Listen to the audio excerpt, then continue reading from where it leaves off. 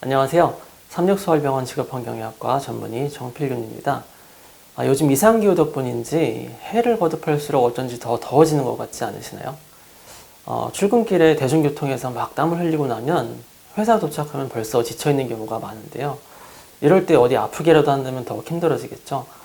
그래서 오늘은 여름철에 우리가 조심해야 될 질병이 뭐가 있는지, 어떻게 하면 좀 더 아프지 않고 현명하게 여름을 알 수 있는지에 대해서 알아보고자 합니다.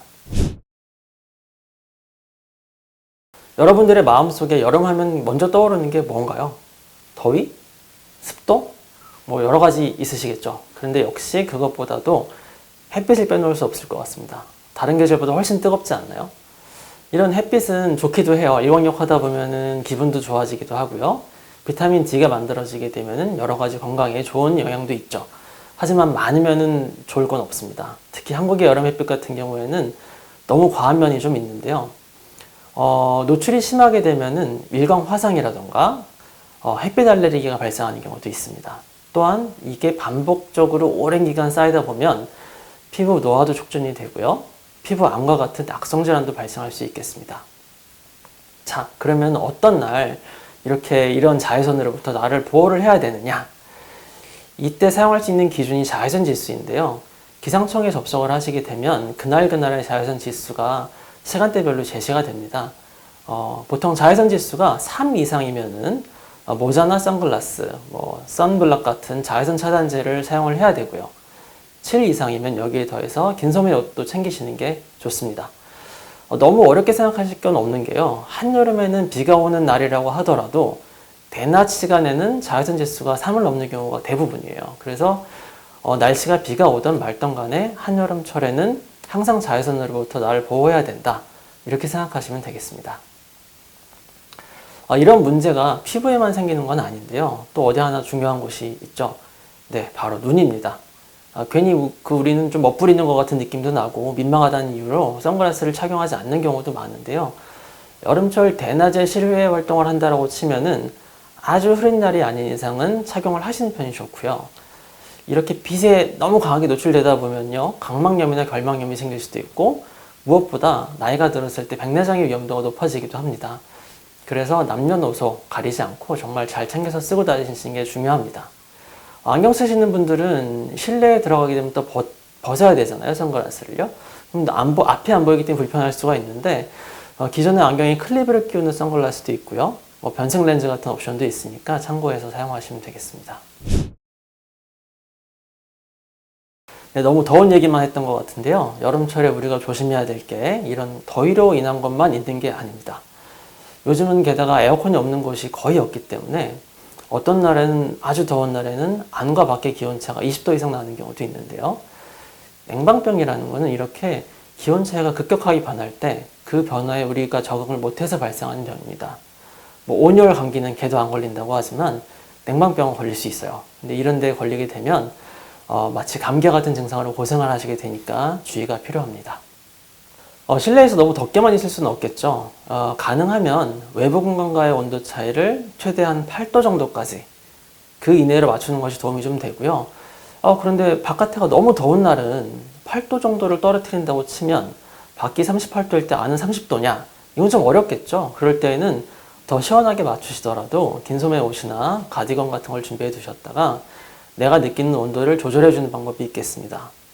또 시원하다고 해서 환기를 계속해서 하지 않는다라고 치면 밀폐 건물로 인한 여러 가지 질병이 발생할 수 있으니까 환기도 잊지 않으셔야 되고요. 자, 에어컨 하면 한 가지 또 잊지 말아야 되는 병이 있죠. 레지오넬라입니다. 여름철 레지오넬라는 따뜻한 온도의 물에서 자라서 감염을 일으키게 되는데요. 감염이 되게 되면 폐렴이나 독감과 같은 증상이 나타나게 됩니다. 모든 병이 그렇듯이 역시 치료보다는 예방이 중요하고요. 물이 고여 있을 수 있는 냉각탑이나 그런 건물에서 생활하시는 경우라고 한다면은 항상 각별히 주의가 필요하겠습니다. 만약 적혀있는 증상 같은 것들이 의심이 된다면 즉시 병원 진료를 받으러 오셔야 되겠고요. 네, 우리 몸은 기본적으로 어느 정도 높거나 낮은 기온엔 적응을 할 수 있습니다. 하지만 그 정도가 과하게 되면 병이 생기게 되는데요. 더운데 너무 오래 있어 생기는 병들을 통틀어서 온열 질환이라고 합니다. 자세히 얘기하자면 이것만으로도 하루 종일 얘기할 수 있을 거예요. 근데 그렇게 자세한 얘기보다는 오늘은 어떻게 하면 예방을 할 수 있는지, 예방에 실패했다면 어떻게 해야 되는지에 대한 얘기를 해보려고 합니다. 여기 표에서 보시는 것처럼 기온이 같더라도 습도에 따라서 체감 온도 차이가 크게 나게 됩니다. 이런 것들을 토대로 폭염특보 같은 것들이 내리게 되는데요. 주의 단계부터는 특별히 조심을 하셔야 되고요. 경고 단계부터는 야외 활동은 자제하시는 것이 좋겠습니다. 만약 활동을 해야 된다라고 하면 신장질환과 같은 지병이 없는 경우에는 20분 간격으로 한 컵 이상의 수분을 섭취하시는 것이 중요하고요. 가능하면 일광 직사광선보다는 그늘이나 시원한 장소를 찾으셔야 하겠습니다. 이렇게 했는데도 뭐 두통이 생긴다거나 어지럽다거나 근육에 경련이 생긴다거나 이런 온열질환의 증상이 발생하는 경우라고 한다면 즉시 시원한 곳으로 자리를 옮기셔서 수분을 섭취해야 되고 쉬셔야 됩니다. 만약 의식이 저하된다고 한다면 이건 응급상황입니다. 이런 상황은 스스로 해결하실 수가 없으니까요. 환자 체온을 낮추는 동시에 망설임 없이 신고를 하셔서 병원 진료를 받으셔야 되겠습니다. 역시 여름철 하면 식중독을 빼놓을 수 없겠죠. 우리 겨울철에는 노로바이러스 같은 감염이 이슈라고 한다면은 여름철에는 역시 비브리오입니다. 요즘은 계절을 가리지 않고 뭐 비브리오가 겨울에 생기기도 하고 노로바이러스가 여름에 생기기도 합니다만 역시 계절성이 있기 때문에 여름철에는 이런 비브리오 같은 감염병에 각별한 주의가 필요합니다. 비브리오는 해수의 온도가 높아질 때 더 흔히 발생하는 특징을 가지고 있는데요. 7월에서 9월 정도까지 기간에서 해산물은 각별히 조심을 해야 됩니다. 어패류는 흐르는 물에 잘 씻어야 되고요. 횟감을 다루는 도구, 칼이나 도마 같은 것들이 별도로 구분돼서 철저하게 관리되는 곳에서 식사를 하셔야 됩니다. 어패류를 여름철에 보관할 때는 비브리오균이 잘 못 사는 섭씨 5도씨 이하의 낮은 온도에서 보관을 해야 되고요. 가능하면 여름철에는 생식보다는 가열 과정이 포함된 요리를 드시는 게 좋겠죠. 만약 해산물 등을 섭취한 다음에 피부 증상이나 오한, 발열, 설사, 복통, 하지의 통증 같은 증상이 있다면 감염을 의심해 봐야 되는데요. 이 비브리오 폐혈증으로 진행하는 경우에는 다른 감염병이랑은 좀 다르게 사망률이 50%에 다다를 정도로 굉장히 위험한 병입니다. 그래서 즉시 병원을 찾으셔야 되고요.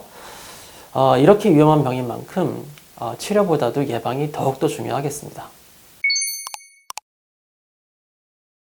네, 어떠셨나요? 오늘은 건강하게 여름을 나기 위해 조심해야 될 몇 가지 질병에 대한 얘기를 나눠보았습니다. 덥고 습해서 힘들다면 힘든 계절이긴 한데요. 또 여름처럼 모든 것이 선명하고 또렷한 계절도 없습니다. 모쪼록 이런 아름다운 한국의 여름을 보시는 분들 모두 건강히 보내시길 바라고요. 여기까지 삼육서울병원 직업환경의학과 정필균이었습니다. 감사합니다.